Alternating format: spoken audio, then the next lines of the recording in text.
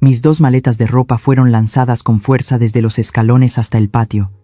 Las cerraduras se abrieron y todo se desparramó en el lodo. La lluvia nocturna me golpeaba la cara con fuerza, pero no dolía tanto como las palabras venenosas de mi nuera. Ella estaba parada en el umbral, mirándome con ojos fríos, sin rastro de tristeza, a pesar de que su esposo, mi hijo, acababa de dar su último aliento hacía 2 horas. Él está muerto, así que tú ya no tienes ningún valor aquí. Mi nuera sonrió con desdén, su voz ácida resonando más fuerte que los truenos. La casa se vendió, ¡lárgate! La puerta de roble se cerró de golpe frente a mí, cortando fríamente cualquier lazo de madre e hija. Me quedé paralizada bajo la lluvia, temblando por completo, no por el frío, sino por la crueldad infinita del corazón humano. Soy Elena, tengo 60 años, y la historia que estoy a punto de contarte será el testimonio más claro de cómo la codicia sin fondo puede convertir a las personas en demonios. Todo comenzó en el momento en que el reloj marcó la 1 de la mañana en el Hospital San Rafael. Todo terminó con una rapidez cruel. Estaba clavada en medio del pasillo que apestaba a desinfectante, agarrando con fuerza el borde helado del mostrador de recepción. Frente a mí, el médico de turno bajó la cabeza, su voz monótona, pero como un martillo cayendo sobre mi cabeza. Lo sentimos mucho, señora Elena.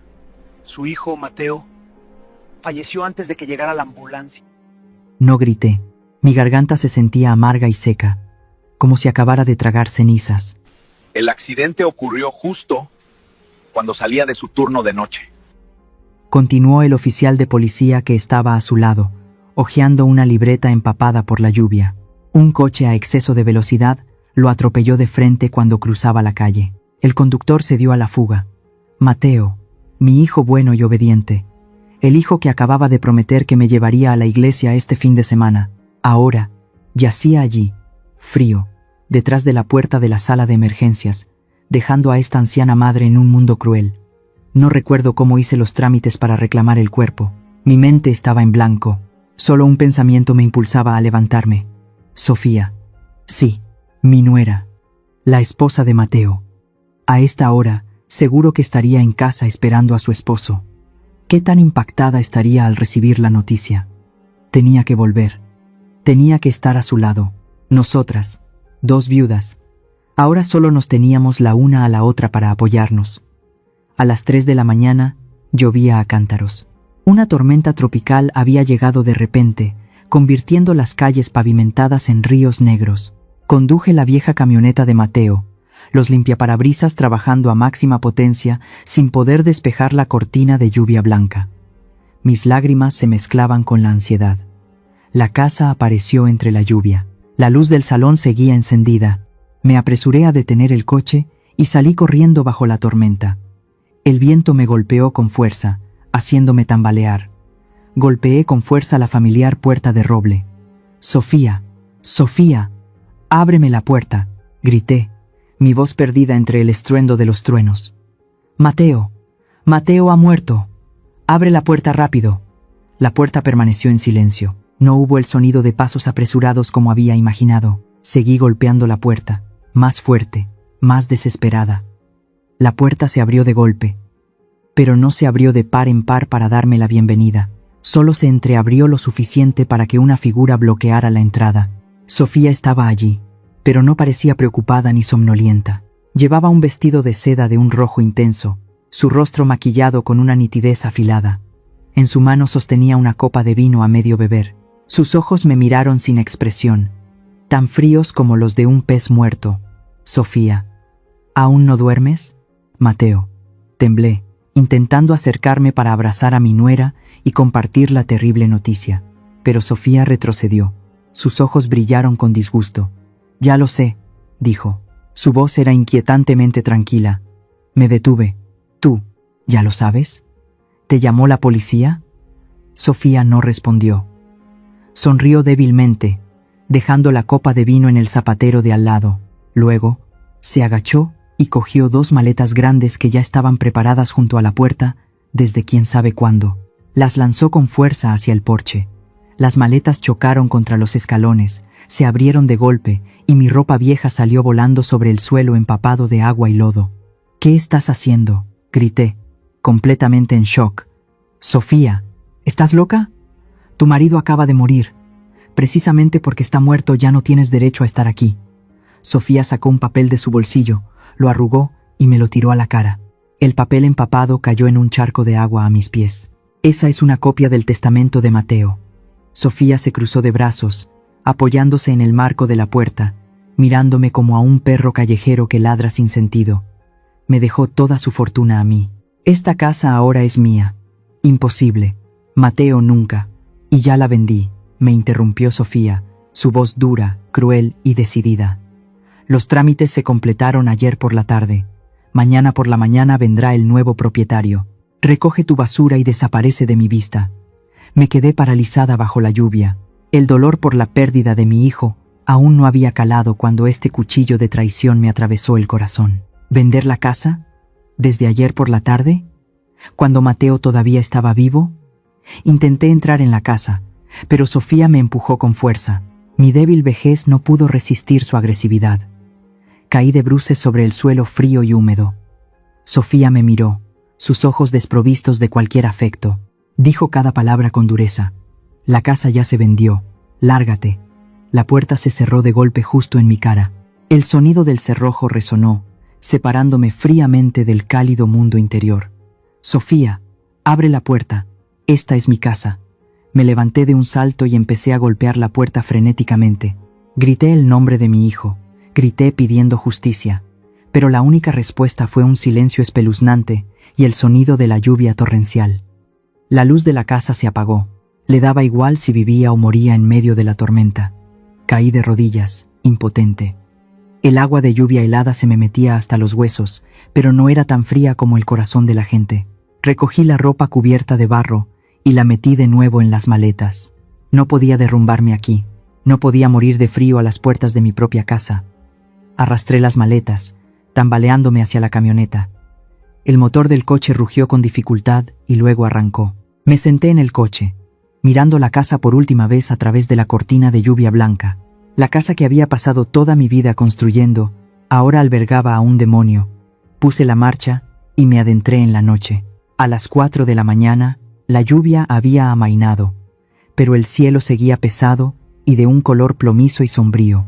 Aparqué la vieja camioneta en un descampado cerca del puerto, donde los contenedores de carga se apilaban como frías murallas. Apagué el motor del coche, el espacio se sumió en el silencio. Solo se oía el murmullo de las olas del mar a lo lejos. El frío del amanecer en México se colaba por la grieta de la ventanilla rota, pero no era nada comparado con el frío que sentía en mi corazón. Recliné la cabeza en el asiento y cerré los ojos. En la oscuridad del estrecho coche, las imágenes de mis recuerdos empezaron a rebobinar, uniendo cada fragmento de mi vida. Necesitaba escarbar en el pasado, necesitaba entender por qué había ocurrido esta tragedia. Antiguamente, esa casa no era tan fría como ahora. Solía ser un hogar lleno del aroma de los tamales y del mole picante cada fin de semana. Enviudé pronto y crié a Mateo sola con una pequeña tienda de abarrotes al principio de la calle. Mateo era un niño devoto. Nunca le pidió a su madre unos zapatos nuevos o un juguete caro. Al crecer, se convirtió en un joven robusto y bondadoso, con las manos manchadas de grasa de mecánico, pero con una sonrisa siempre tan brillante como el sol de Tijuana. La tragedia comenzó a colarse en nuestras vidas, una tarde de domingo, hace 3 años. Ese día, Mateo trajo a Sofía a casa. La primera vez que vi a Sofía, sentí que algo no estaba bien. Era hermosa, una belleza afilada y deslumbrante como las rosas con espinas. Llevaba un vestido ajustado que acentuaba sus curvas seductoras, su cabello negro azabache ondulado y voluminoso. Pero sus ojos eran profundos e indescifrables. No tenían la mirada cálida y sincera de las chicas trabajadoras de la zona. «Mamá». Mateo le apretó la mano a la chica, su voz temblando de emoción y felicidad. «Esta es Sofía. Ella finalmente ha aceptado ser mi esposa». Recuerdo claramente cómo Mateo miraba a Sofía en ese momento. Una mirada de adoración, como si estuviera frente a una diosa. Me contó que llevaba 2 años detrás de ella, que era una señorita de buena familia caída en desgracia, con un origen misterioso y lleno de sufrimiento, y que él quería ser quien la protegiera.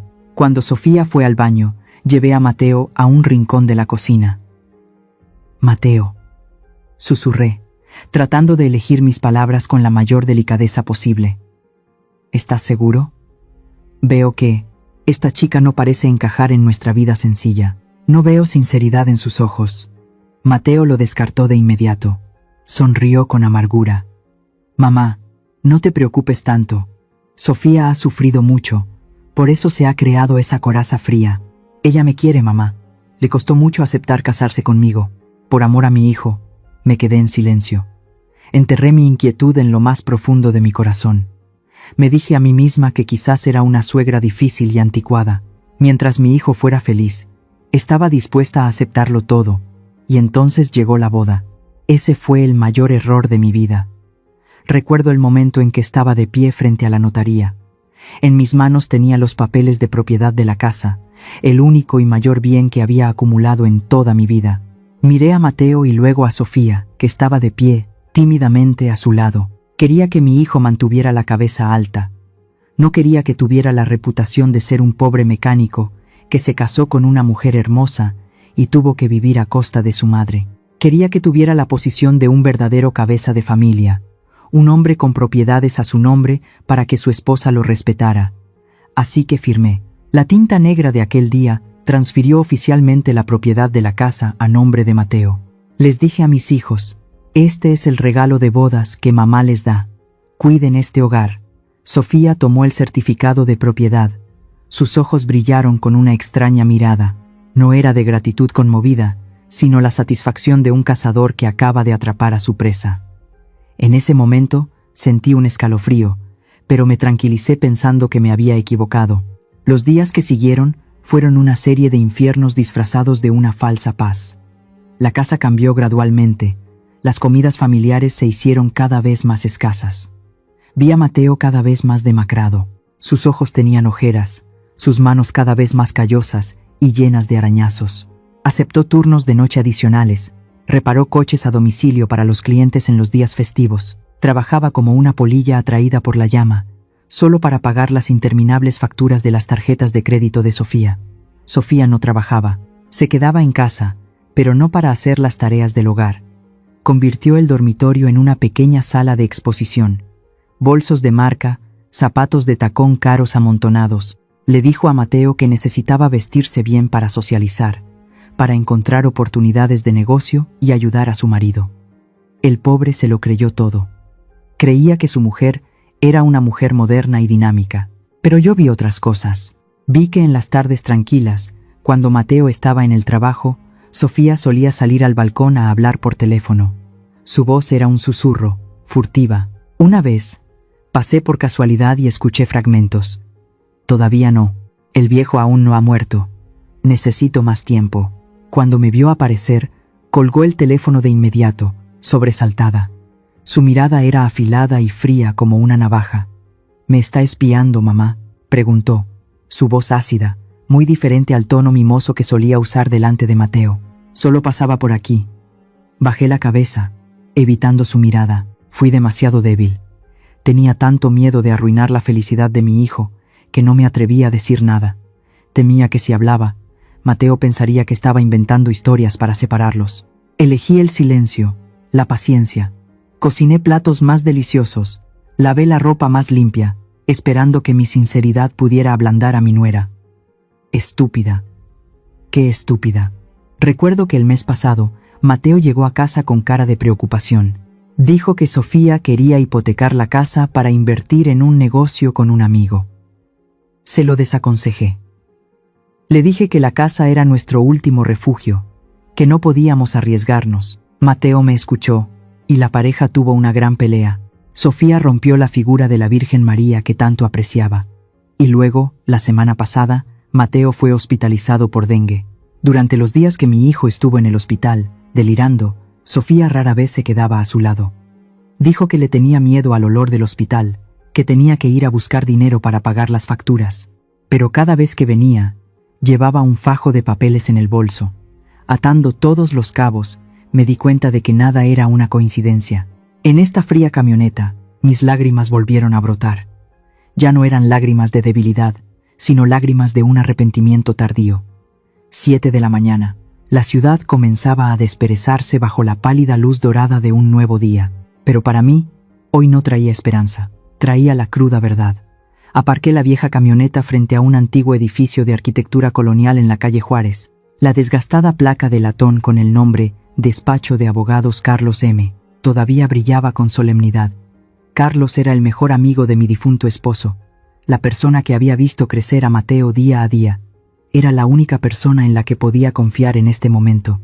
Entré en el despacho con un aspecto lamentable, la ropa desaliñada, los ojos hinchados y en mi mano apretaba el papel arrugado por la lluvia. «¿Elena?», exclamó Carlos, dejando caer la pluma estilográfica sobre el escritorio. Se apresuró a ayudarme a sentarme en una silla. «Dios mío, mírate. ¿Qué ha pasado?».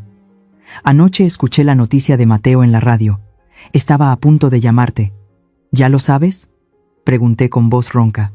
«Toda la ciudad lo sabe. Un accidente trágico». Carlos me sirvió un vaso de agua. Sus manos temblaban. «¿Pero por qué estás así? ¿Dónde está Sofía? A estas horas deberías estar en casa preparando el funeral de tu hijo, ¿no?».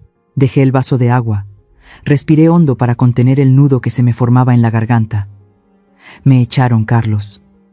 Carlos se quedó atónito. «¿Echada? ¿De qué estás hablando? ¿Esa casa es tuya?». «Ya no». Le empujé el papel arrugado. «Sofía dice que la casa le pertenece según el testamento. Vendió la casa ayer por la tarde. Y anoche, a las 3 de la mañana, cuando acababa de volver del hospital, tiró mi equipaje a la calle». Miré directamente a los ojos de mi viejo amigo. Mi voz se endureció, cada palabra llena de la sospecha que había estado rumiando durante todo el camino. «Carlos, dime, ¿por qué mi nuera tenía preparadas 2 maletas con mi ropa junto a la puerta antes de que yo llegara a darle la noticia de la muerte de Mateo? ¿Por qué estaba tan segura de que su marido nunca volvería?». Carlos guardó silencio. Su rostro se ensombreció, cogió el papel. Era la copia del testamento que Sofía me había tirado a la cara. ¿Y cómo?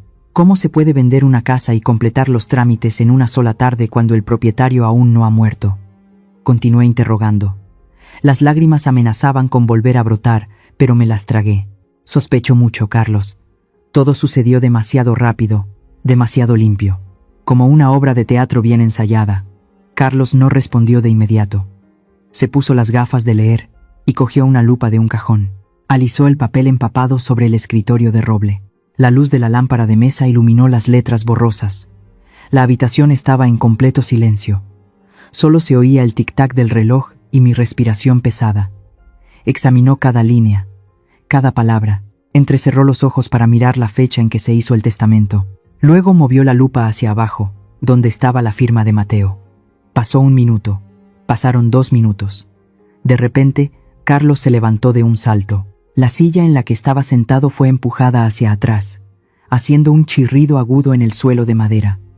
Su rostro estaba rojo, sus ojos se abrieron de par en par con horror e ira. Golpeó la mesa con la mano y gritó a todo pulmón: «Lama, a la Policía Federal ahora mismo». Me sobresalté, casi se me cae el vaso de agua. «¿Qué pasa, Carlos? ¿Qué has visto?». «Elena, mira esto». Carlos señaló el papel. Su dedo temblaba de agitación. «Mira bien la firma de Mateo». Me incliné hacia adelante y miré a través de la lupa. Bajo la lente de aumento, la firma de mi hijo apareció claramente.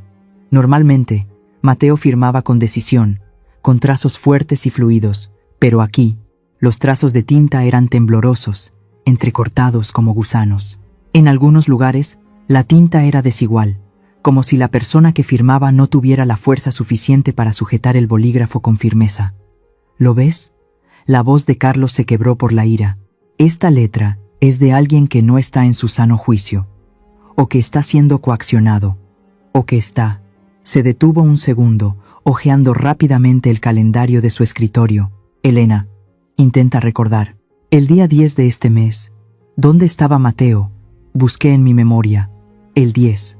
Fue la semana pasada», dije, horrorizada. Ese fue el día en que Mateo ingresó en urgencias por dengue.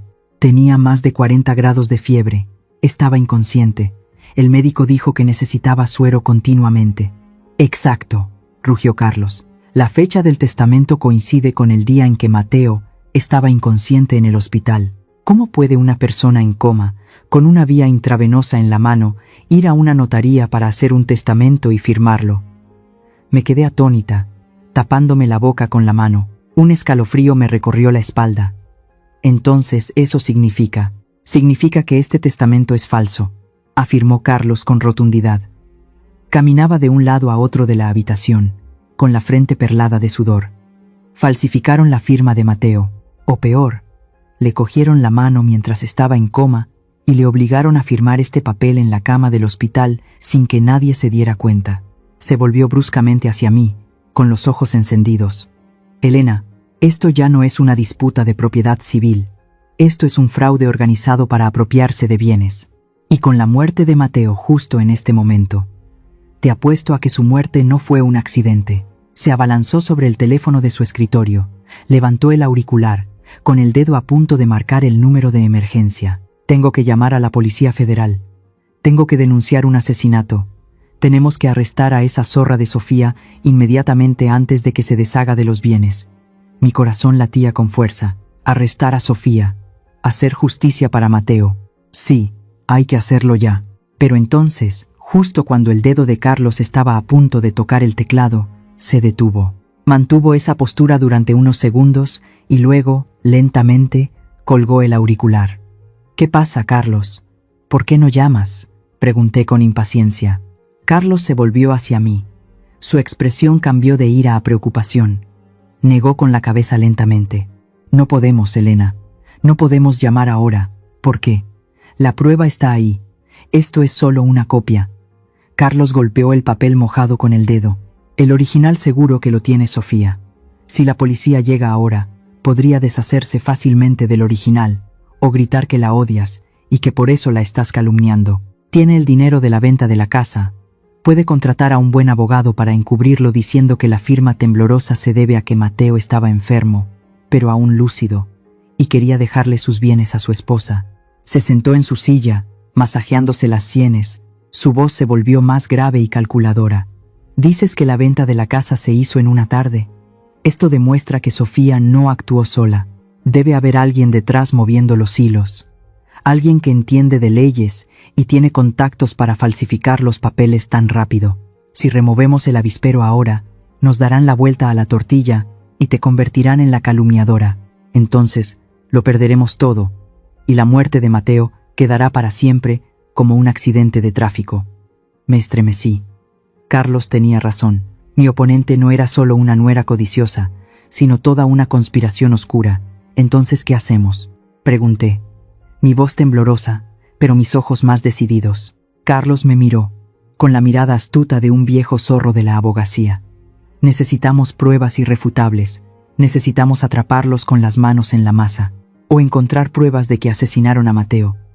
Me tomó la mano y la apretó con fuerza. Elena, ¿te atreves? No llamaremos a la policía de inmediato. Vamos a tenderles una trampa. Miré el papel de la muerte. Miré la letra temblorosa de mi hijo. El dolor se comprimió en una bomba de relojería en mi interior. Me atrevo, dije, cada palabra firme. Por Mateo, me atrevo a hacer cualquier cosa. Carlos asintió. Abrió un cajón y sacó otro expediente.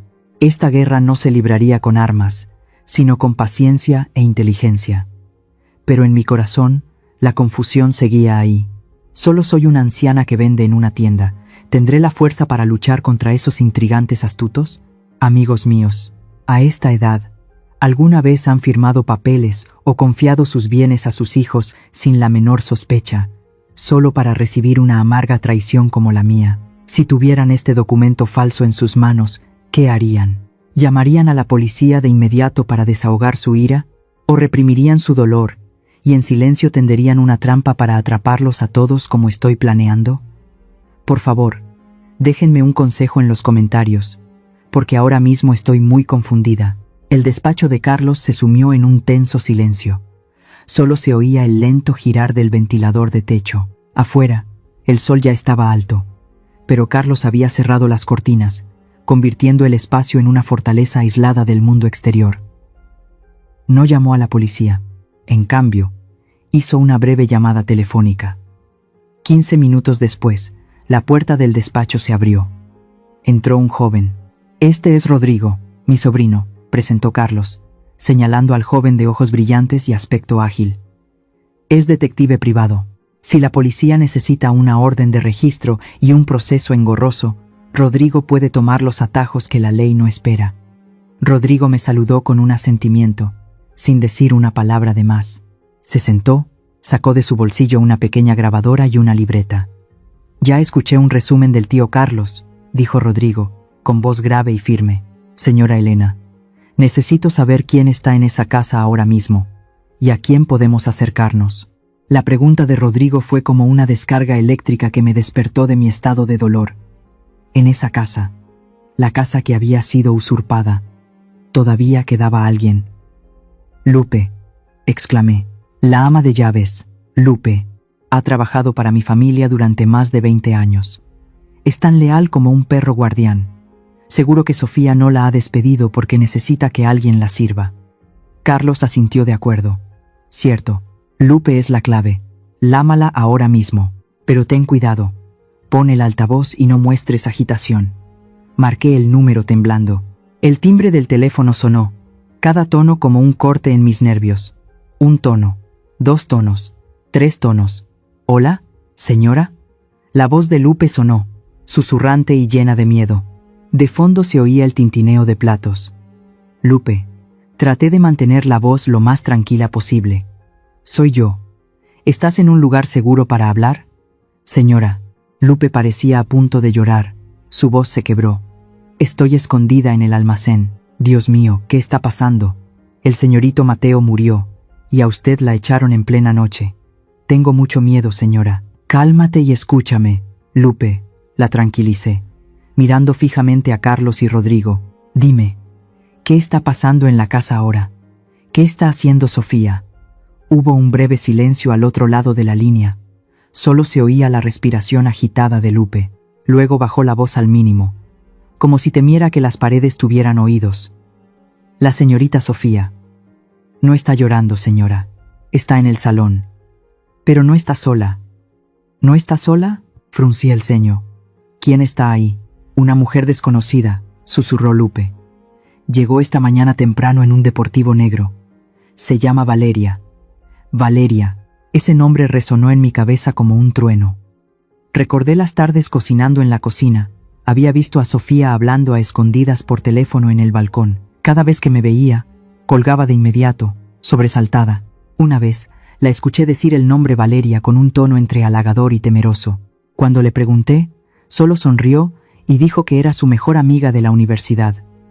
¿Cómo es esa mujer, Lupe? Pregunté apresuradamente. Da mucho miedo. La voz de Lupe temblaba. Tiene un tatuaje de una mariposa negra en el cuello. Se sentó con los pies sobre el altar del señorito Mateo que aún no habíamos terminado de montar. Le gritaba a la señorita Sofía. Le ordenaba que fuera a buscar vino. ¿Vino? No podía creer lo que oía. Sí, están abriendo la botella de vino más cara de la bodega del señorito. Están celebrando, señora. La sangre me hirvió. ¿Celebrando? Su marido acababa de morir hacía menos de 12 horas, su cuerpo todavía frío en la morgue del hospital, y su esposa y su amante ya estaban celebrando con vino en la casa de su marido. Carlos golpeó la mesa, haciéndome una seña para que siguiera indagando. Lupe, escucha con atención, dije, tratando de contener la ira que amenazaba con estallar. Esa mujer llamada Valeria, ¿qué dijo? No lo escuché todo, respondió Lupe, pero no dejaba de hablar de vender rápido, pagar deudas y huir. Le gritó a la señorita Sofía que era una débil. Le dijo que tenía que ser fuerte para terminar la obra de teatro mañana. Rodrigo se inclinó hacia adelante. Sus ojos brillaron con la agudeza de un depredador que acaba de oler sangre. Escribió rápidamente en su cuaderno: Valeria, la mente maestra; Sofía, el títere. De acuerdo, Lupe, dije rápidamente. Actúa con normalidad. Sírveles bien. No dejes que sospechen. Encontraremos la manera de contactarte de nuevo. Colgué el teléfono. La habitación volvió a sumirse en el silencio, pero esta vez era el silencio de una tormenta subterránea que se estaba gestando. Valeria, murmuré. Ahora lo recuerdo. Antes, Sofía nunca se había atrevido a levantarle la voz a Mateo, pero cada vez que volvía de ver a esa tal Valeria, su actitud cambiaba por completo. Se volvía más exigente, más fría. Resulta que todo era obra de esa mujer. Parece que hemos encontrado la pista más importante, observó Carlos, jugueteando con sus gafas. Sofía no tiene las agallas para falsificar documentos y vender una casa tan rápido. Valeria es la mente maestra. Y si están celebrando, significa que han bajado la guardia. Rodrigo colocó un pequeño objeto negro sobre la mesa, no más grande que un botón. Necesitamos pruebas, señora Elena, dijo Rodrigo. El testimonio de Lupe no es suficiente ante un tribunal. Necesitamos grabar sus propias confesiones. Este es un dispositivo de escucha a distancia. Batería de larga duración. Grabación extremadamente sensible. Empujó el dispositivo hacia mí. Necesita pedirle a Lupe que coloque esto debajo de la mesa del salón, o en cualquier lugar donde suelan sentarse a discutir. Si podemos hacer esto, tendremos todo su plan. Miré el pequeño objeto sobre la mesa. Era esperanza, pero también un peligro mortal. Si descubrían a Lupe, podría estar en peligro. Valeria, por lo que había oído, parecía una persona cruel y sin escrúpulos. ¿Será seguro para Lupe?, pregunté preocupada. No tenemos otra opción, dijo Carlos, su voz grave y triste pero decidida. Si esperamos a que la policía investigue por los cauces normales, Valeria se habrá fugado con el dinero de la venta de la casa. Entonces, la muerte de Mateo quedará para siempre en la oscuridad. Lupe también quería a Mateo como a un hijo. Creo que lo hará. Cerré los ojos y respiré hondo. La imagen de Mateo yaciendo solo en la morgue volvió a mi mente, instándome a actuar. De acuerdo. Abrí los ojos y cogí el dispositivo de escucha. Me encontraré con Lupe en la puerta de atrás cuando vaya al mercado. Rodrigo se levantó y se puso su chaqueta de cuero. Iré a investigar el accidente, dijo. Si esto fue un asesinato premeditado, seguro que en la escena del crimen quedaron pistas. El coche que causó el accidente, el conductor que se dio a la fuga, los sacaré a la luz. 3 personas, 3 generaciones, pero con un mismo objetivo. Una alianza en la sombra se había formado en este antiguo despacho de abogados. No teníamos poder, no teníamos dinero, pero teníamos la verdad y el odio de quienes habían sido acorralados. 12 del mediodía. El sol abrasador del trópico mexicano comenzaba a quemar el asfalto fuera del despacho de abogados. Dentro, el aire era frío y tenso, como la cuerda de un violín a punto de romperse. Estaba sentada en silencio en la silla, con las manos entrelazadas, mis ojos fijos en la puerta de madera, esperando el regreso de Rodrigo. La puerta se abrió de golpe. Entró Rodrigo. No dijo nada. Solo se acercó en silencio a la mesa y dejó un fajo de fotos y documentos. Su rostro estaba tenso, sus ojos enrojecidos por el cansancio y la ira. Señora Elena, dijo Rodrigo, con voz grave, necesita prepararse. Lo que encontré en la escena del crimen no coincide con el informe preliminar de la policía de tráfico. Contuve la respiración y asentí. Habla, hijo, puedo soportarlo. Rodrigo extendió una foto de la calzada sobre la mesa. Era el tramo de la carretera donde Mateo tuvo el accidente. Bajo el flash de la escena de anoche, la calzada estaba manchada de agua de lluvia y vacía. Normalmente, en cualquier accidente de tráfico, el primer reflejo de un conductor al ver a un peatón es frenar. Rodrigo señaló la foto con el dedo. Haya o no colisión, las marcas de neumáticos quemados en la carretera son una prueba irrefutable de pánico. Pero mire, seguí su dedo con la mirada. No hay nada, susurré. Exacto, ni una sola marca de frenada, afirmó Rodrigo, con voz gélida.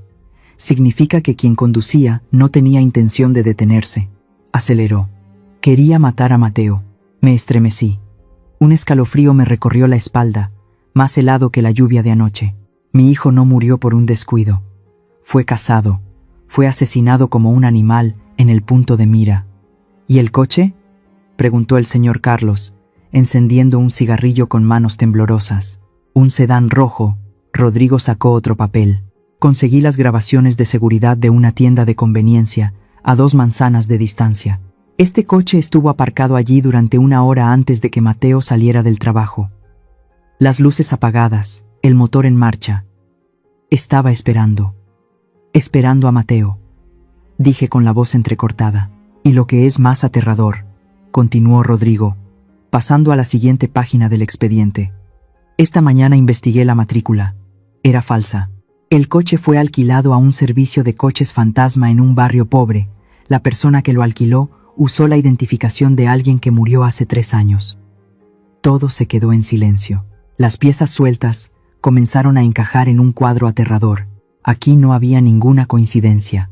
Desde que Mateo trabajaba en el turno de noche, hasta el coche que esperaba, y luego el atropello sin frenar, todo era un guión de asesinato perfecto. Justo en ese momento, mi teléfono sobre la mesa vibró. Era un mensaje de voz de Lupe. Me apresuré a presionar el botón de reproducción. Carlos y Rodrigo también se inclinaron. El zumbido del dispositivo de grabación barato sonó, mezclado con el repiqueteo de la lluvia contra la ventana de mi casa, el lugar que ahora se había convertido en la guarida del diablo. «Apúrate», sonó una voz femenina ronca y autoritaria. La reconocí de inmediato. No era la voz de Sofía. «Lo estoy intentando, Valeria. Pero tengo miedo», respondió la voz de Sofía, temblorosa y débil. «¿Miedo de qué?», gritó la mujer llamada Valeria. El sonido de un vaso de cristal golpeando la mesa sonó con estrépito. «Tu estúpido marido está muerto. La vieja también se ha ido. Ahora eres la dueña de esta casa. Necesito el dinero, ¿entiendes? El casino de Tijuana me está reclamando la deuda a cada hora. Si no vendes esta casa antes de mañana para darme el dinero, nos cortarán en pedazos y nos tirarán al mar. Pero me siento culpable por Mateo. Él me quería», sollozó Sofía. «¿Querer?», Valeria se burló, una risa salvaje que me puso la piel de gallina. «El amor no da de comer, querida. ¿Has olvidado quién te sacó de ese orfanato miserable? ¿Quién te enseñó a seducir a ese mecánico? Eres solo mi títere, Sofía. No te pongas sentimental ahora. Firma el contrato de venta de la casa, coge el dinero y nos largamos a Europa». Fin de la historia. La grabación se cortó abruptamente. Dejé caer las manos. El teléfono cayó con un golpe sordo sobre la mesa. La verdad era cruda hasta la crueldad. Así que, mi hijo, mi pobre Mateo, nunca fue amado. El amor que adoraba, el matrimonio que construyó con sudor y sangre, era solo una trampa. Sofía no era la mente maestra.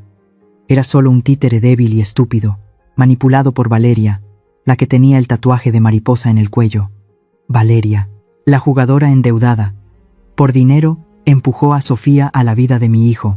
Por dinero, planeó la muerte de mi hijo para apoderarse de sus bienes y pagar sus deudas. La ira estalló en mí, tan caliente como la lava de un volcán. Quería correr a esa casa y despedazar a esas 2 desgraciadas. Quería gritarle a Sofía a la cara que era una traidora, una asesina. Pero la mano de Carlos se posó en mi hombro, sujetándome con fuerza. «Cálmate, Elena», dijo, con voz severa. «¿Has oído? Valeria está siendo amenazada por sus acreedores. Necesitan el dinero urgentemente. Están entrando en pánico. Esa es su debilidad». Respiré hondo, tratando de contener las lágrimas que amenazaban con brotar. Llorar ahora no resolvería nada. Mateo estaba muerto. No podía traerlo de vuelta, pero podía hacer que los culpables pagaran el precio más alto. «Entiendo», dije, secándome las lágrimas. Mi voz se volvió fría y afilada. «¿Quieren vender la casa mañana? De acuerdo, les dejaremos vender. Les dejaremos pensar que han ganado». Rodrigo asintió. Una determinación brilló en sus ojos. «Tenemos el motivo del asesinato. Tenemos pruebas de una escena del crimen falsa. Ahora solo tenemos que esperar a que reciban el dinero. Ese será el momento en que la trampa se cierre». Miré por la ventana. El sol se había puesto. Nubes oscuras se acumulaban de nuevo. Pero en mi corazón todo estaba claro. Desde el principio, cuando vi las llamadas telefónicas a escondidas, las miradas frías de mi nuera, debería haber advertido a mi hijo en lugar de guardar silencio para mantener la llamada armonía familiar. ¿Alguno de ustedes ha visto alguna vez la oscura alma de un ser querido, pero ha dudado en decirlo?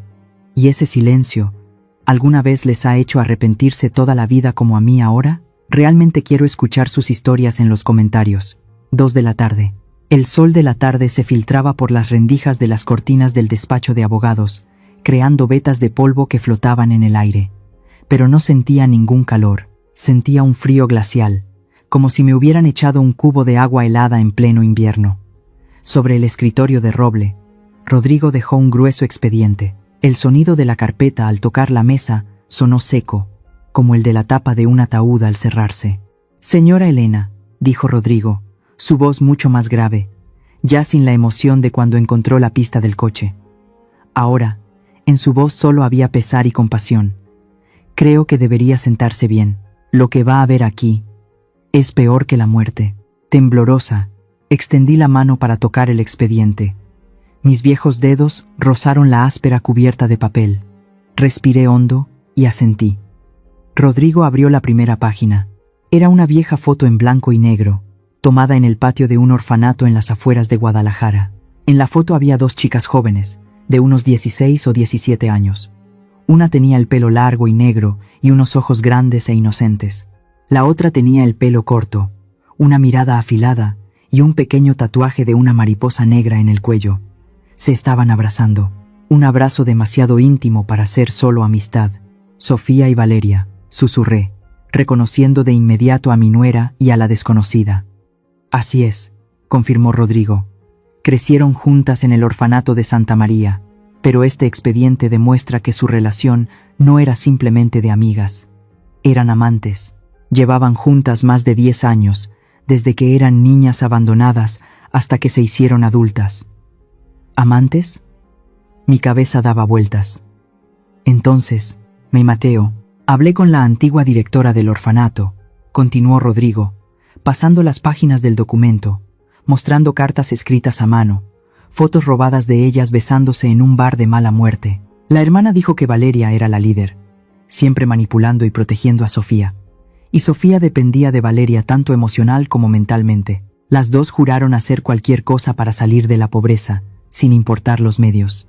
Miré la foto de la boda de Mateo y Sofía, que Rodrigo había incluido en el expediente. La radiante sonrisa de mi hijo contrastaba por completo con la sonrisa forzada y calculadora de Sofía. Resulta que, desde el principio, este matrimonio había sido una farsa. «Mire esto». Rodrigo señaló un extracto bancario lleno de números rojos. «Esta es la razón por la que Mateo tenía que morir». Entrecerré los ojos para ver los números. «Millones de pesos. Valeria es una adicta al juego», explicó Rodrigo, golpeando el papel con el dedo. «Es una cliente habitual de los casinos clandestinos de la frontera norte. Perdió todos sus ahorros, pidió préstamos a usureros de la mafia y ahora la están persiguiendo. La deuda asciende a 3 millones de pesos. La fecha límite para pagar es este fin de semana. 3 millones de pesos. Por 3 millones de pesos le quitaron la vida a mi hijo. Su plan fue trazado hace 3 años», intervino el señor Carlos, su voz ahogada por la ira. «Valeria necesitaba una presa fácil para pagar sus deudas, y eligieron a Mateo. Un joven bueno, trabajador, con una madre anciana y, lo más importante, con una casa valiosa y bien ubicada. Sentí como mi corazón se rompía en 1000 pedazos. Mateo. Mi pobre e ingenuo hijo». Recordé la mirada feliz en sus ojos cuando trajo a Sofía a casa. Dijo: «Mamá, ha sufrido mucho. Quiero compensarla. Trabajó día y noche. Se deslomó en turnos extra. Ahorró cada centavo para comprarle a su esposa regalos caros. Pensó que su amor sincero podría calentar el corazón solitario de Sofía. Pero no sabía que solo estaba abrazando a una serpiente venenosa. Había amado a una sombra. El amor que adoraba era solo una herramienta para que esas dos le despojaran de sus bienes. Valeria obligó a Sofía a casarse con Mateo», continuó analizando Rodrigo, su voz fría como un cuchillo. «Sofía interpretó el papel de esposa buena para que Mateo confiara en ella y le pusiera la casa a su nombre. Pero como Mateo quería demasiado a su mujer y estaba demasiado sano, no podían esperar más. Los acreedores le dieron un ultimátum a Valeria. Si no conseguía el dinero, Valeria moriría. Por eso decidieron actuar». «Cruel», exclamé, las lágrimas rodando por mis mejillas. «¿Cómo pueden las personas tratarse con tanta crueldad?». Sofía, mi nuera, a quien también había considerado como una hija, resultó ser solo un títere en manos de su amante. Vendió su alma. Vendió a su marido con quien compartía cama y techo, solo para salvar la vida de quien la manipulaba. «En las llamadas que usted grabó», añadió Rodrigo, «Sofía siempre parecía tenerle miedo a Valeria. Eso demuestra que a Sofía todavía le quedaba algo de conciencia. o al menos cobardía. Pero Valeria no. Ella es un demonio con piel de persona. Está dispuesta a matar para salvar su propia vida. Cerré el expediente. No quería ver más. Estas pruebas eran más que suficientes para condenarlas ante el tribunal de la conciencia y la ley. Me levanté y me acerqué a la ventana. Afuera, el cielo comenzaba a oscurecer. Las nubes negras se arremolinaban, anunciando otra noche de tormenta. Pero esta vez, la tormenta no solo estaba afuera, sino dentro de mi propia casa. Imaginé a Sofía y Valeria en mi casa, bebiendo el vino de mi hijo, riéndose de mi dolor. Pensaban que su plan había sido un éxito rotundo. Pensaban que mañana, después de firmar la venta de la casa, cogerían el dinero y se fugarían a algún paraíso en Europa, dejando atrás la tumba aún fresca de Mateo. Pero se equivocaban. El dolor en mí ya no era debilidad. Se había congelado, tan afilado como una lanza. Me volví hacia Carlos y Rodrigo. Carlos asintió. Una chispa de aprobación brilló en sus ojos. Rodrigo cerró su cuaderno, preparándose para el siguiente paso. 10 de la noche. Afuera, el cielo estaba negro como la tinta. Pesadas gotas de lluvia golpeaban el cristal de la ventana del despacho de Carlos, creando un sonido rítmico como el galope de caballos. En la pequeña habitación, iluminada únicamente por la luz amarillenta de una lámpara de escritorio, los tres estábamos apiñados alrededor de la diminuta grabadora. Rodrigo llevaba auriculares, ajustando constantemente la frecuencia para filtrar el ruido de la lluvia y el viento. El señor Carlos estaba sentado a su lado, con la frente perlada de sudor, la pluma en su mano tan apretada que estaba a punto de romperse. Y yo estaba sentada como una estatua de piedra, conteniendo la respiración, esperando cada sonido que saliera del dispositivo de escucha que Lupe había arriesgado su vida para colocar debajo de la mesa del salón. La señal fue intermitente por un momento, y luego se aclaró. El sonido de un cristal rompiéndose. Fue el primer sonido que escuchamos. Un estrépito que nos hizo sobresaltar a los tres. Le siguió un sollozo, desgarrador y aterrorizado. Era la voz de Sofía. No puedo soportarlo más. Valeria, no puedo hacerlo. Sofía gritó, su voz distorsionada y quebrada, claramente la de alguien borracho y fuera de control. Cállate la boca, replicó la voz de Valeria, fría y dura. ¿Quieres que todo el vecindario te oiga? Bebe más. Bebe para olvidar la cara de idiota de tu marido. No hables de él, gritó Sofía, sus sollozos mezclados con el sonido de una botella de vino chocando contra una copa. Valeria, ¿por qué lo hiciste? Teníamos un acuerdo, ¿verdad? ¿Solo era un accidente para romperle una pierna? ¿Solo para cobrar el seguro de invalidez? Mi corazón se encogió. Apreté las manos contra el borde de la mesa, mis uñas clavándose en mi piel hasta doler. Así que, ¿al principio planeaban dejar a mi hijo lisiado para cobrar el dinero del seguro? A través del dispositivo de escucha, la voz de Sofía se volvió cada vez más frenética. No quería que muriera. Mateo era muy bueno conmigo. Aunque no lo amaba, no quería matarlo. Prometiste que el conductor frenaría a tiempo, ¿verdad? ¿Por qué? ¿Por qué lo atropellaron hasta matarlo? Nuestra habitación quedó en completo silencio. Rodrigo abrió los ojos de par en par, pulsando el botón de grabación repetidamente para asegurarse de no perder ni una palabra. Ahí estaba. La confesión. Se escucharon pasos pesados en el altavoz, seguidos de un sonido seco y agudo, una bofetada. El otro lado quedó en silencio por un momento, solo se oían los sollozos de Sofía. Luego, la voz de Valeria sonó, tan espeluznante como el silbido de una serpiente venenosa. ¿Ya se te pasó la borrachera? Estúpida. Valeria se burló, su risa fría resonando a través de la línea, haciéndome estremecer. ¿Crees que un par de monedas del seguro por una pierna rota son suficientes para pagar mi deuda? 3 millones de pesos, Sofía. Necesito 3 millones de pesos ahora mismo. Y la vida de ese Mateo vale mucho más cuando está bajo tierra. Tú me engañaste, gimió Sofía. No te engañé, solo te ayudé a ser decidida, dijo Valeria, su tono cambiando a una manipulación aterradora. Mírate, ¿quién eres? Una huérfana miserable. Si no fuera por mí, todavía estarías fregando platos en algún rincón olvidado. Yo te di esta vida. Ahora vas a traicionarme por compadecerte de un cadáver. Pero tengo miedo. La señora Elena sospechará. ¿Esa vieja? Valeria se rió a carcajadas. La echaste como a un perro callejero. A estas horas, seguro que está durmiendo acurrucada bajo algún puente. ¿De qué tienes miedo? Mañana, a las 9 de la mañana, vendrá el comprador de la casa. Firmas, recibes el anticipo y nos vamos al aeropuerto. Ya reservé los billetes de avión a Madrid. Allí serás una reina. Se escuchó el sonido de otra copa de vino siendo llenada. El sonido de alguien bebiendo. Escúchame, Sofía. La voz de Valeria se volvió más grave, amenazante. Ya te has lanzado. Ahora tienes que seguir adelante. Si te echas atrás ahora, no tendré piedad. Eres cómplice. Tu firma está en los papeles de venta de la casa. Si la policía se entera, te pudrirás en la cárcel. ¿Entendido? Deja de llorar y vete a dormir. Mañana tienes que estar muy guapa para recibir a los invitados. La grabación se fue apagando, mezclándose con el repiqueteo de la lluvia y los sollozos cada vez más débiles de Sofía. Rodrigo se quitó los auriculares y los dejó suavemente sobre la mesa. Se volvió hacia mí y el señor Carlos. En sus ojos brillaba una mezcla de triunfo y furia. «Lo tenemos todo», dijo Rodrigo, su voz temblando de emoción. «Ya no son especulaciones.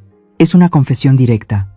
Asesinato premeditado, montaje de un accidente, falsificación de documentos y el plan de fuga».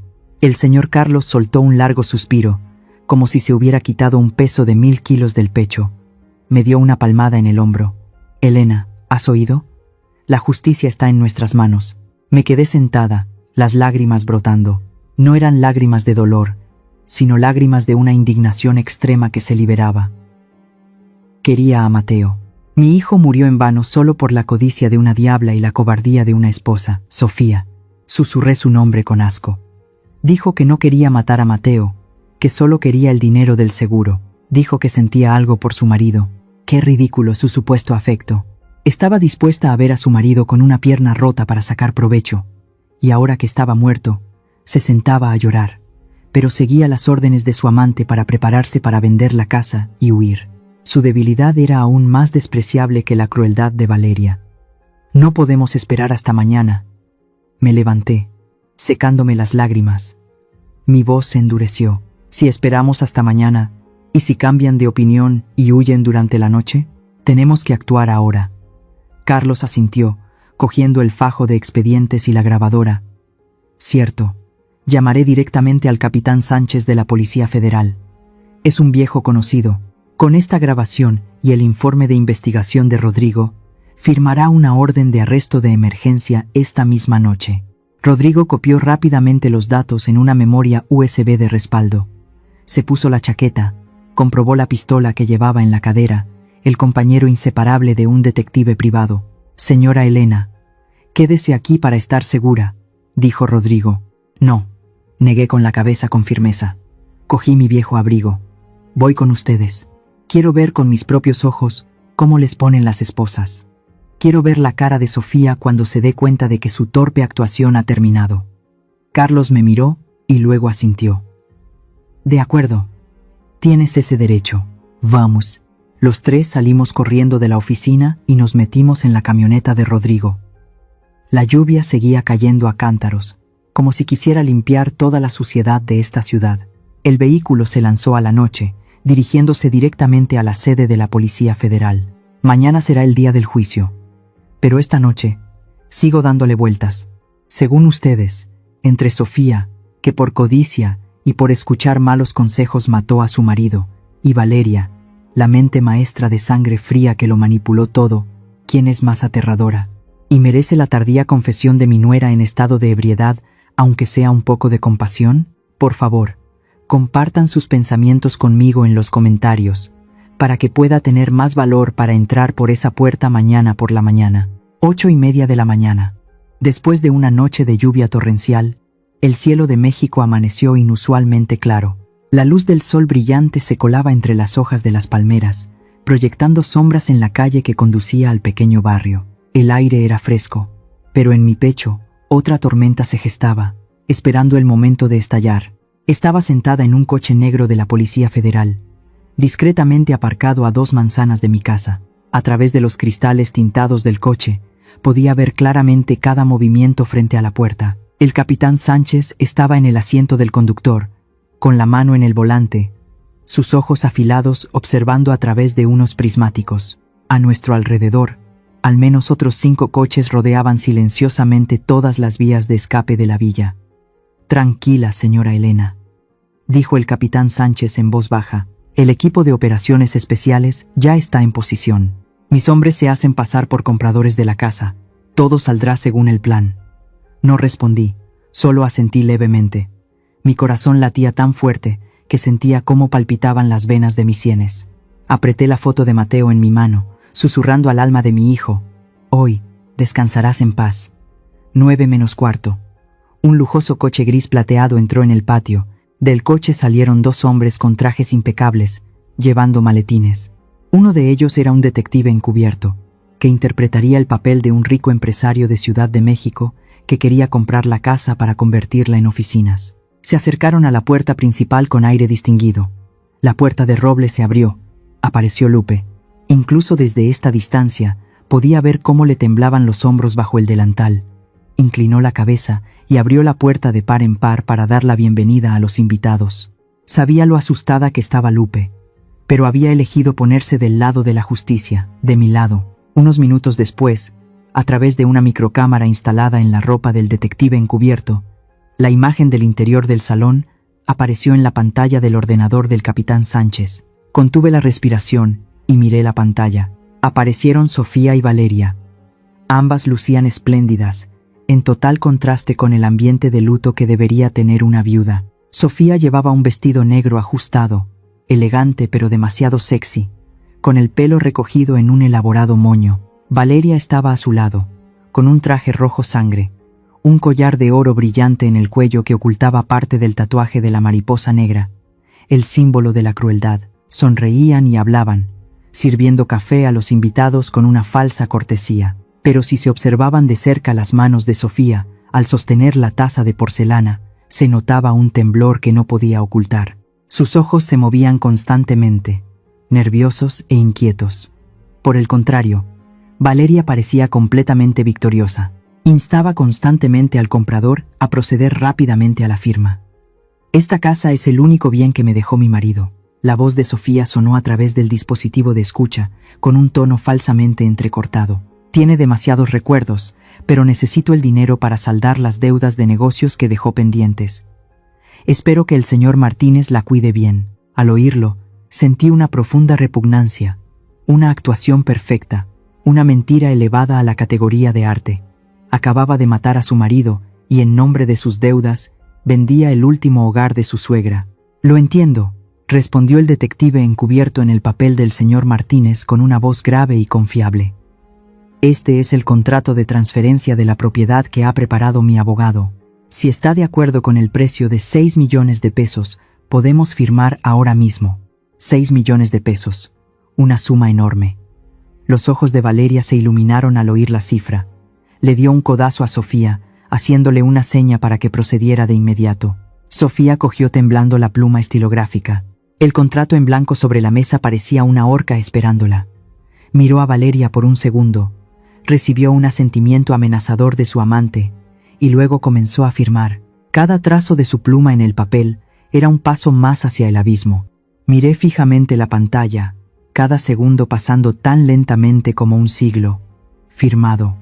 Sofía empujó el papel hacia el detective encubierto. «Ya está, señor».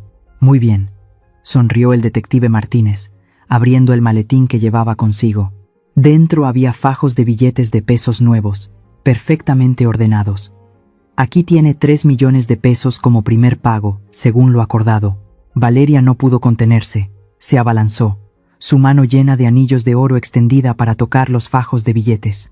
La mirada codiciosa que le dedicaron al dinero me hizo sentir lástima por esas vidas que solo conocen lo material y pisotean la moralidad. En el momento en que los dedos de Valeria tocaron el dinero, el detective Martínez se levantó de un salto. La sonrisa amable desapareció, reemplazada por el rostro severo de un ejecutor de la justicia. «Policía, todos quietos». El grito resonó a través del altavoz de control, haciéndome sobresaltar. ¡Pum!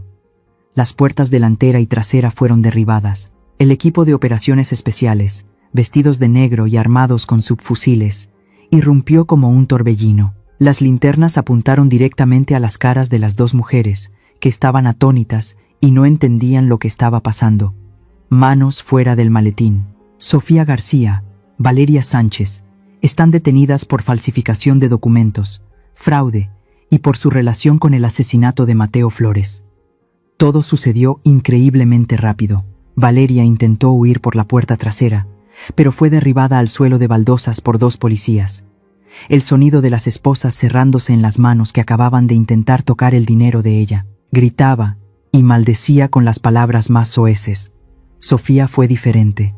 Se derrumbó por completo. Cayó de rodillas en medio del salón, con los ojos abiertos de par en par, mirando el maletín de dinero que tanto había anhelado y que ahora se convertía en la prueba de su propia culpabilidad. No se resistió, no lloró, solo se quedó allí, aturdida, como un cuerpo sin alma. El capitán Sánchez me miró por el retrovisor y asintió levemente. «Están bajo control. ¿Quiere entrar a verlas, Elena?» Respiré hondo y abrí la puerta del coche. Mis pies pisaron el césped verde del patio. El sol seguía cálido, pero mi corazón estaba helado. Pasé junto a los policías que hacían su trabajo y entré en el salón donde había pasado toda mi vida. El ambiente en la casa era caótico. Las fotos de familia estaban tiradas. El olor a perfume caro de las dos criminales se mezclaba con el sudor de las fuerzas del orden. Me paré frente a Sofía. Levantó la cabeza, me vio. Sus labios temblorosos no pudieron pronunciar una palabra. La miré, no con una mirada de odio ardiente, sino con una mirada llena de compasión. Sentí lástima por una joven que había renunciado a todo por un amor ciego y una codicia sin fondo. Sentí lástima porque había destruido con sus propias manos el único hogar que la consideraba familia. «Elena». «Mamá», susurró. Su voz rota. Solo la miré en silencio, y luego a Valeria, que estaba inmovilizada en el suelo. Se había hecho justicia. La trampa se había cerrado, y los títeres ya no tenían dónde actuar.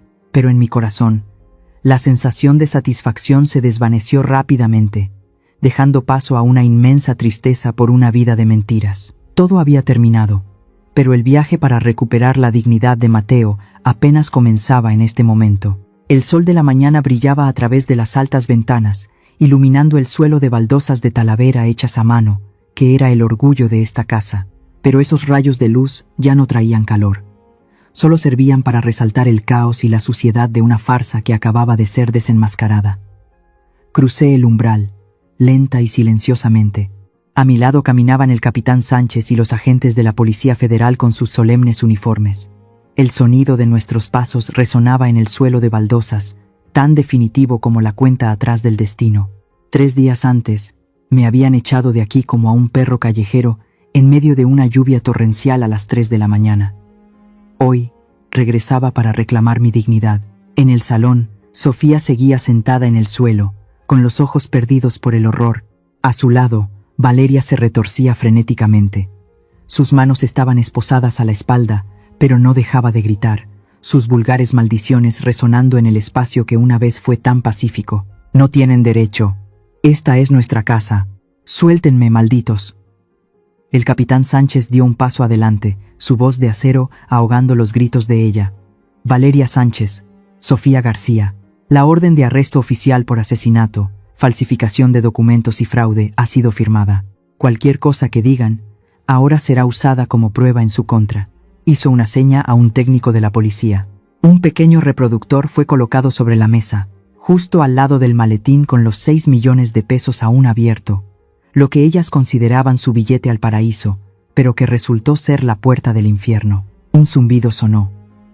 Y luego sus propias voces de la noche anterior resonaron, espeluznantemente claras.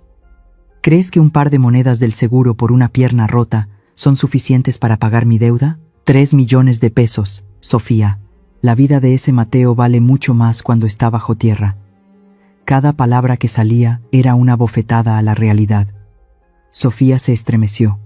Miró fijamente el reproductor, sus labios pálidos y sin sangre. Comprendió que todo había terminado. Todas las mentiras, todas las sucias maquinaciones habían sido sacadas a la luz del día. Valeria se cayó. Se desplomó en la silla, jadeando como un animal acorralado. El tatuaje de la mariposa negra en su cuello parecía vibrar con el pulso del miedo. Me acerqué a la mesa de roble, sosteniendo un pequeño objeto envuelto en terciopelo. Lentamente desenvolví la tela y coloqué el retrato de Mateo sobre la mesa, en medio de los papeles de compraventa y el dinero sucio. Mateo en la foto seguía sonriendo amablemente, sus ojos brillantes y llenos de confianza, la misma mirada que le había dedicado a Sofía hasta su último aliento. Miré directamente a los ojos de Sofía. Quiso apartar la vista, pero la presencia del retrato de mi hijo le impidió escapar. No le grité, no la abofeté, aunque mi corazón dolía como si 1000 cuchillos lo estuvieran cortando. Mi voz era grave, profunda pero con el peso de 1000 kilos. Sofía, la llamé por su nombre, tan suavemente que ponía los pelos de punta. Mira aquí, mira al marido que te amó con toda su vida. Sofía rompió a sollozar, un llanto ahogado que salía de su pecho destrozado.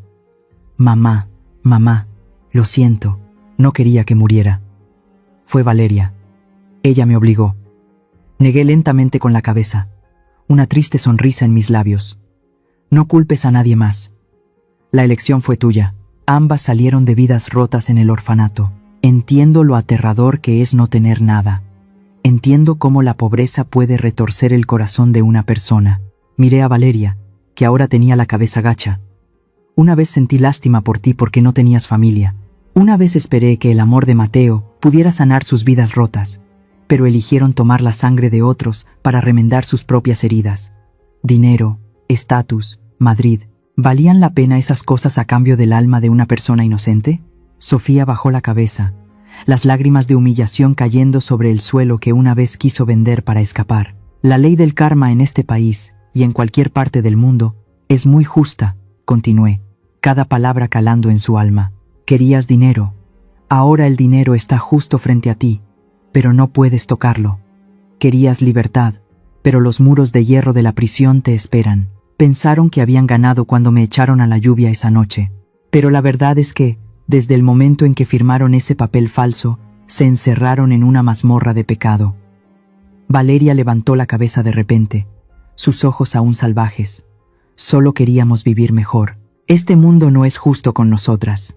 Vivir mejor nunca significa matar a quien te llama esposa, a quien te llama amante, respondí, mi mirada ahora fría como el acero.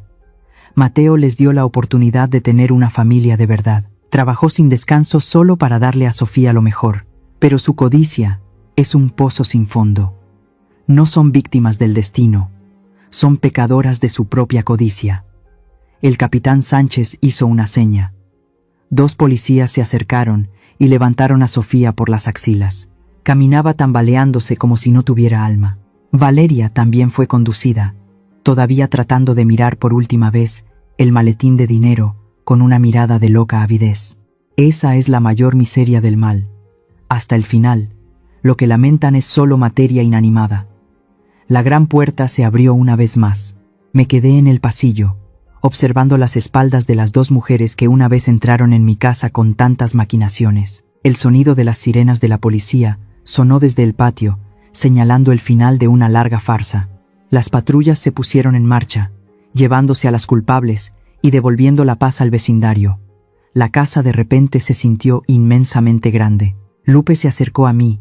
Sus viejas manos temblorosas se posaron en mi hombro. No dijimos nada, solo nos quedamos en silencio, mirando el retrato de Mateo, en medio de la habitación inundada de sol. La dignidad había sido restaurada, la justicia se había cumplido, pero mi corazón seguía siendo un vasto vacío. Entendí que el mal no nace de la nada, brota de heridas no curadas y de un egoísmo extremo. Me acerqué a la mesa, apartando el dinero y los papeles. Cogí la foto de mi hijo y la apreté contra mi pecho. Se acabó mi Mateo. Ya puedes descansar en paz. Las vidas rotas de Sofía y Valeria serán aplastadas en la oscuridad de la prisión. Y yo tengo que encontrar la manera de recomponer mi propia vida rota, empezando por limpiar los rastros de la mentira que acaba de marcharse. El amanecer después de la tormenta había llegado, aunque teñido del amargo sabor de la pérdida. Han pasado 6 meses desde aquella fatídica noche de lluvia. El cielo de México hoy está de un azul intenso, sin una sola nube. La brisa de la bahía trae el sabor salado del mar y el aroma embriagador de las flores de cempasúchil que florecen en el porche. La ciudad de Tijuana sigue tan bulliciosa como siempre, Pero en mi alma, una extraña paz ha echado raíces y ha brotado. El caso se ha cerrado oficialmente. La justicia en este país a veces es lenta, pero finalmente llegó.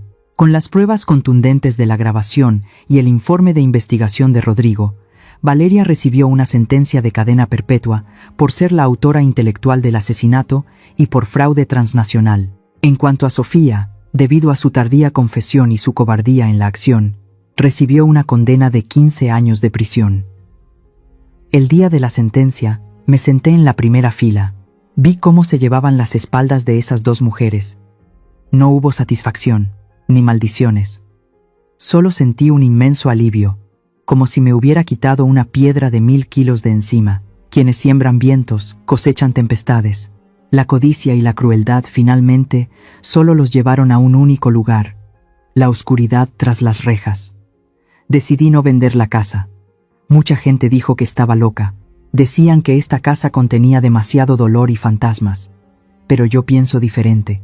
La casa no tiene la culpa. La culpa es de quienes trajeron sus corazones malvados a ella. Usé los ahorros que me quedaban y parte del seguro de Mateo para remodelarla por completo. Derribé los muros oscuros y los reemplacé por grandes ventanas que dejan entrar el sol. Ahora, este lugar ya no es la villa usurpada de Sofía. Se ha convertido en la casa de la esperanza. Abrí mis puertas a los ancianos solos de la zona, personas que, como yo, fueron abandonadas por la vida o por sus seres queridos. Lupe sigue aquí, ayudándome a gestionar todo. La casa vuelve a estar llena de risas, el tintineo de los platos y el aroma de las tortillas recién hechas cada mañana. El dolor se ha transformado en un amor que se expande. Esta tarde, conduje la vieja camioneta hasta el cementerio de la ciudad. La luz dorada del atardecer, como la miel, cubría las lápidas de piedra. Dejé un ramo de claveles blancos en la tumba de Mateo, las flores que más le gustaban a mi hijo. Me senté en el césped verde, sintiendo el calor de la madre tierra bajo mis pies. Mi Mateo, susurré, acariciando suavemente la lápida que aún olía a piedra nueva. Todo ha terminado, hijo. Nuestra casa está preciosa ahora, llena de risas y de gente buena. Ya no estoy sola, y sé que allá arriba, tú también estás sonriendo. Cerré los ojos, imaginando su sonrisa amable. El dolor de perder a un hijo sigue ahí, una cicatriz que nunca desaparecerá por completo, pero ya no sangra. He aprendido a vivir con ella, a usarla como motivación para proteger otras vidas. Cuando el sol comenzó a ponerse en el horizonte, tiñendo de rojo todo el espacio, me levanté y me fui. Mis pasos ahora son firmes y ligeros. Conduje de vuelta a casa, donde mis amigos ancianos me esperan para cenar juntos, donde las luces siempre están encendidas y la puerta nunca se cierra con desconfianza. El amanecer realmente ha llegado después de la tormenta más violenta de mi vida.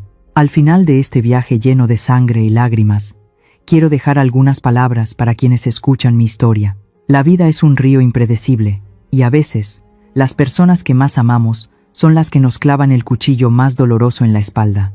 A todas las madres que se desviven por sus hijos. Amar es un instinto, pero protegerse a una misma es una responsabilidad. Nunca, por querer demasiado a un hijo, borren sus propios límites personales. Recuerden que guardarse una vía de escape no es egoísmo, es la manera de no convertirse en una carga o en una presa para la codicia de otros. No pongan todas sus propiedades a nombre de otros mientras vivan, porque a veces la generosidad excesiva es el veneno que alimenta al demonio en el corazón de un ser querido. A los hijos, siempre están entre dos montañas. Por un lado, la familia de origen, con padres ancianos. Por otro, la familia pequeña con la pareja que aman. El papel del hijo, del marido, es equilibrar. No dejen que el amor ciego los nuble, para no terminar siendo cómplices de alguien que hiere a sus padres. La piedad filial no es solo dar dinero. Es tener la lucidez para proteger a sus padres de conspiraciones disfrazadas de amor.